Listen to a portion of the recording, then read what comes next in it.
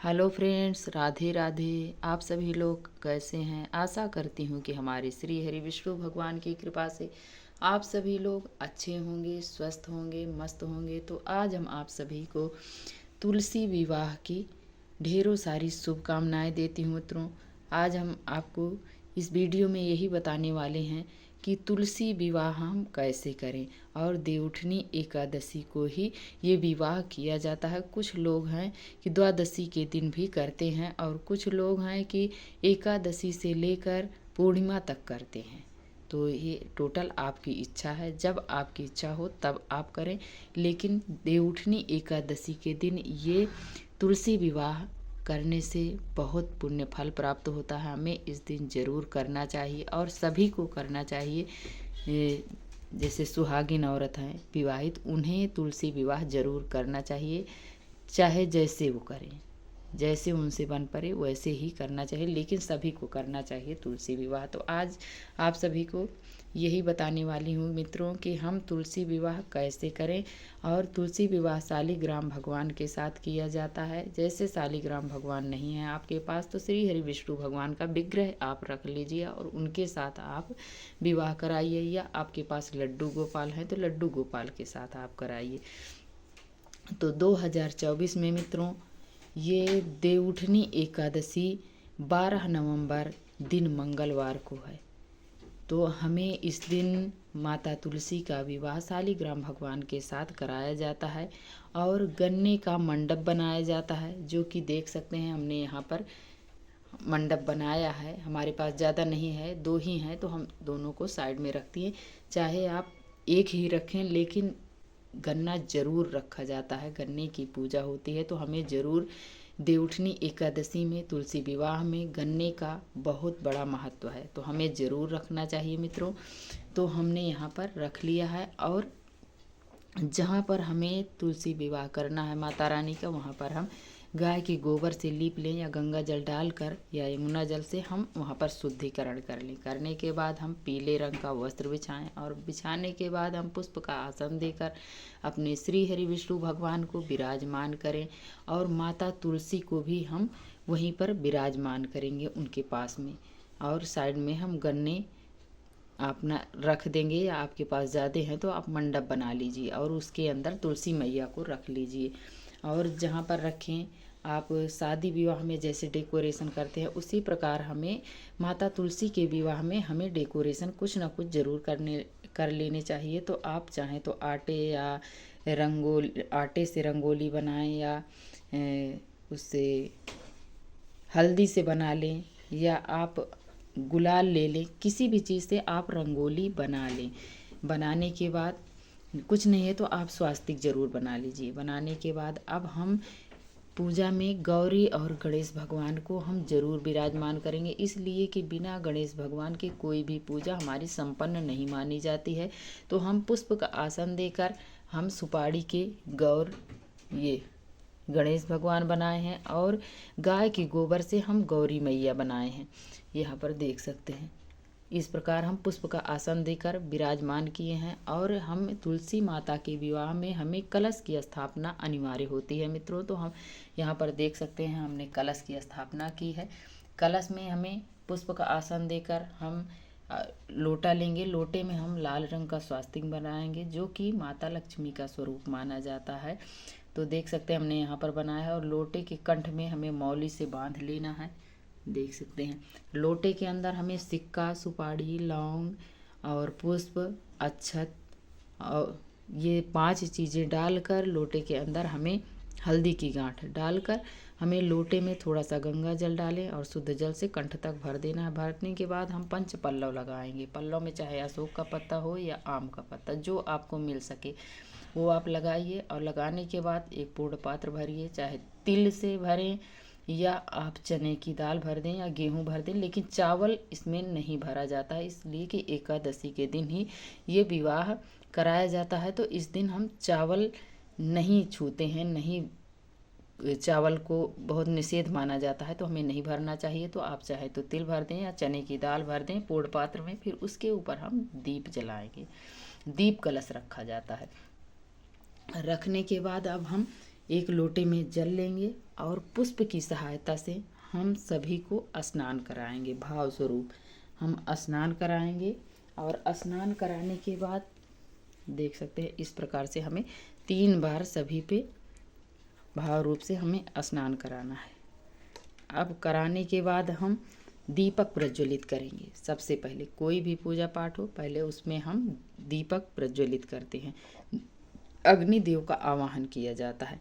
तो अब हम पुष्प का आसन देकर दीपक जलाएंगे। दीपक जलाने के बाद हम सभी को स्नान करा लिए हैं। अब हम सबको वस्त्र स्वरूप कलावा समर्पित करेंगे, या आपके पास चुनरी है तो तुलसी मैया को हम चुनरी समर्पित करेंगे, और गणेश विष्णु भगवान को यदि आपने पीला पटका लिया है तो उसको समर्पित करें, नहीं है तो आप वस्त्र स्वरूप कलावा समर्पित करें। फिर इसके बाद हम सभी को और गौरी गणेश भगवान को हम कलावा समर्पित करेंगे, तुलसी मैया को चुनरी ओढ़ाएंगे। इसके बाद हम श्री हरि विष्णु भगवान को पीले रंग से, चंदन से, हल्दी से हमें तिलक करना है, विवाह करा रहे हैं।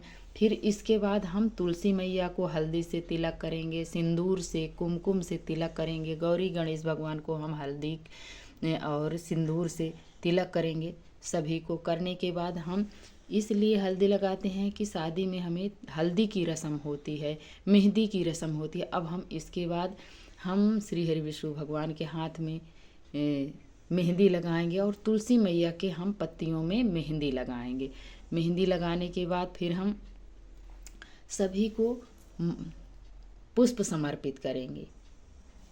सबसे पहले हम श्री हरि विष्णु भगवान को वरमाला पहनाएंगे। तो हम तुलसी मैया को स्पर्श करा के श्री हरि विष्णु भगवान को हम माला पहनाएंगे, और श्री हरि विष्णु भगवान से स्पर्श करा कर हम माता तुलसी को हम माला पहनाएंगे। देख सकते हैं आप सभी इस प्रकार से हमने यहाँ पर माता तुलसी को भी हमने यहाँ पर माला पहनाया है। देख सकते हैं हमने यहाँ पर माला पहनाया है। फिर इसके बाद हम क्या करेंगे कि हम अपने कलश को भी पुष्प समर्पित करेंगे, गौरी और गणेश को भी पुष्प समर्पित करेंगे, अपने दीपक को भी हम पुष्प समर्पित करेंगे। इसके बाद अब हम क्या करेंगे कि भगवान को और गणेश भगवान को, श्री हरि विष्णु भगवान को हम भोग समर्पित करेंगे। तो गणेश भगवान को लड्डू का भोग जरूर लगाएं, और कोई भी शुभ मांगलिक कार्य होता है तो उसमें लड्डू अनिवार्य होता है, बहुत शुभ माना जाता है, तो हमें लड्डू का भोग जरूर लगाना चाहिए। तो हमने इसमें लड्डू का भोग लगाया है जो कि गणेश भगवान को अति प्रिय है, और श्री हरि विष्णु भगवान को हमने यहाँ पर बर्फी का भोग लगाया है, और उसमें हमें तुलसी दल जरूर डाल देना है, इसलिए कि बिना तुलसी के हमारे श्री हरि विष्णु भगवान भोग प्रसाद नहीं समर्पित करते हैं।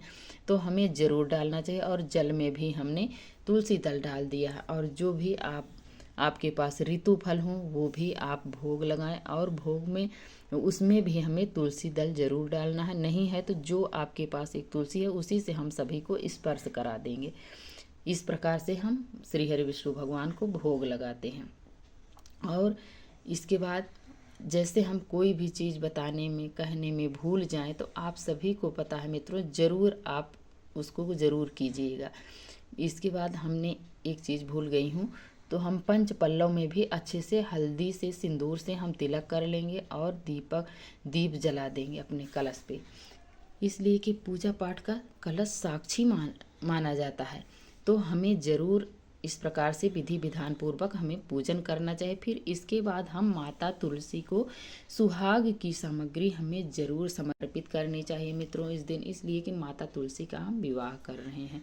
तो देख सकते हैं हमने यहाँ पर माता तुलसी को हाथ पैकेट की मेहंदी हमने यहाँ पर ली है, और कीप भी ली है। ये कीप से हम माता तुलसी को मेहंदी लगाई हूँ, और हम यहाँ पर काजल ली हूँ, ये काजल है, और ये सिंदूर है, इसमें महावर भी है, बिंदी है, चूड़ी भी है, और ये चुनरी भी है। कोई भी हम सामग्री सुहाग की समर्पित करते हैं तो हमें उसमें दक्षिणा जरूर रख देनी चाहिए मित्रों। तो देख सकते हैं हमने यहाँ पर 21 रुपये यहाँ पर दक्षिणा भी रखी है। ऐसे खाली नहीं दिया जाता है, किसी को दक्षिणा नहीं। तो हम इस प्रकार से माता तुलसी को सभी चीज़ हम सुहाग की सामग्री समर्पित कर हम तुलसी मैया को समर्पित करेंगे। इसके बाद हम फिर भगवान श्री हरि विष्णु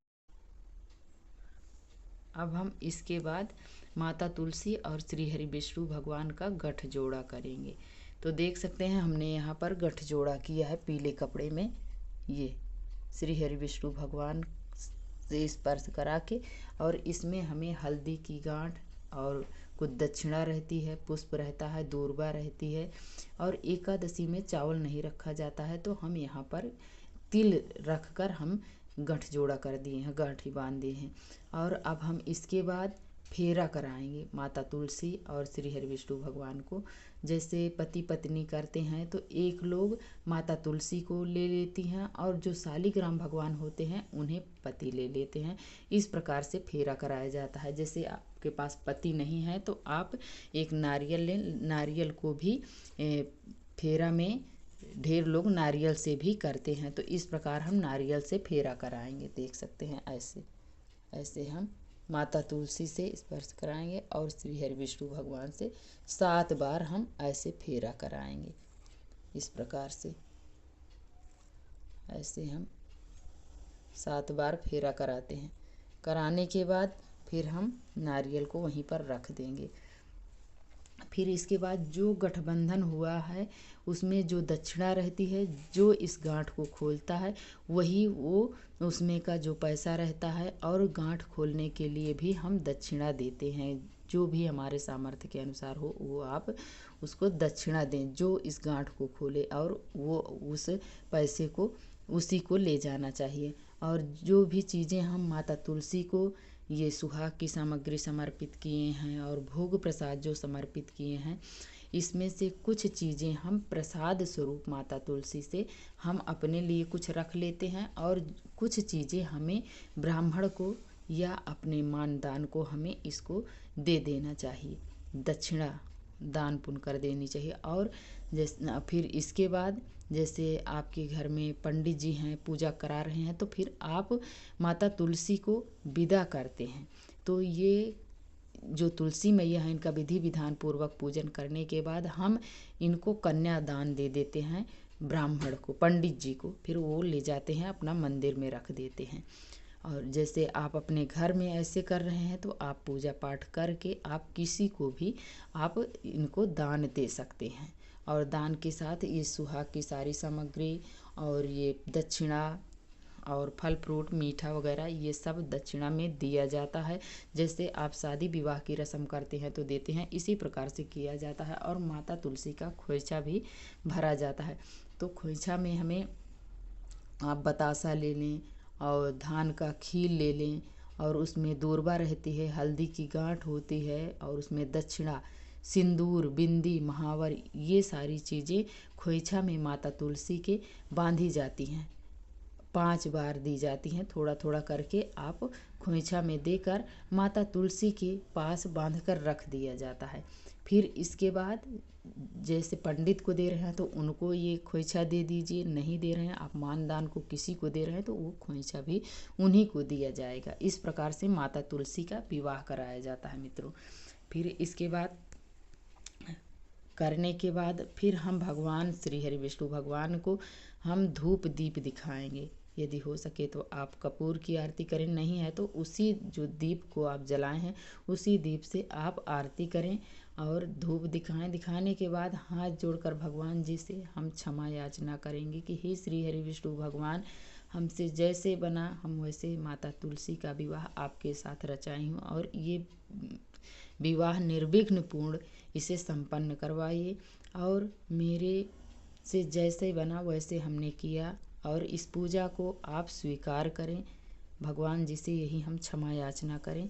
इस प्रकार से माता तुलसी का विवाह किया जाता है मित्रों। तो आज की वीडियो यहीं तक है। यदि आप सभी को थोड़ी भी अच्छी लगे तो हमें लाइक सब्सक्राइब करना ना भूलें, और प्यारा सा कमेंट लिखकर हमें ज़रूर बताएं कि ये वीडियो आप सभी को कैसी लगी। और वीडियो देखने के लिए आप सभी को मित्रों बहुत बहुत धन्यवाद। राधे राधे। जय श्री कृष्णा, जय श्रीमन नारायण।